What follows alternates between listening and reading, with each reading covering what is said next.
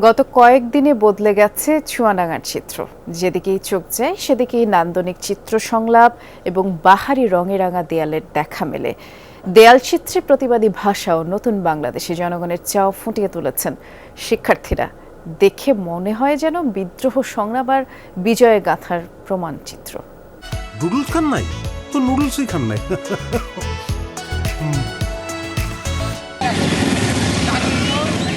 নানান রঙে রেঙেছে চুয়াডাঙ্গা শহরের দেয়ালগুলো, শোভা পাচ্ছে প্রতিবাদ ও বিপ্লবের বাণী। গোটা জেলা জুড়েই এই চিত্র, খণ্ড খণ্ড দলে ভাগ হয়ে নিজ এলাকা সাজিয়ে তুলছেন শিক্ষার্থীরা। দেয়াল চিত্রে জানান দিচ্ছেন নতুন বাংলাদেশে কি তাদের প্রত্যাশা, সেই সাথে ফুটিয়ে তুলছেন অশুভ শক্তি রুখে দেওয়ার প্রত্যয়।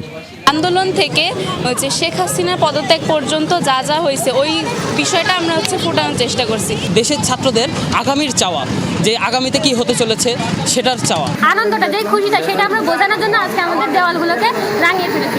কোমলমতি শিক্ষার্থীদের সাথে যোগ দিয়েছেন শিক্ষক অভিভাবকরাও।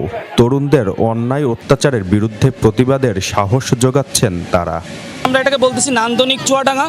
আমরা আজকে এই মাথাভাঙা ব্রিজে শিল্পকর্মগুলো করছি এবং আস্তে আস্তে আমরা পুরো শহরে আরও চেষ্টা করব। আমি এটা পরিপূর্ণভাবে সমর্থন করি আমার সন্তানদের এবং পাশে আরও যারা সবাই আছে, আমি অভিভাবক হিসাবে সবাইকে সাপোর্ট করি।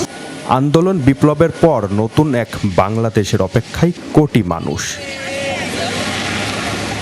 জিসান আহমেদ, যমুনা নিউজ, চুয়াডাঙ্গা।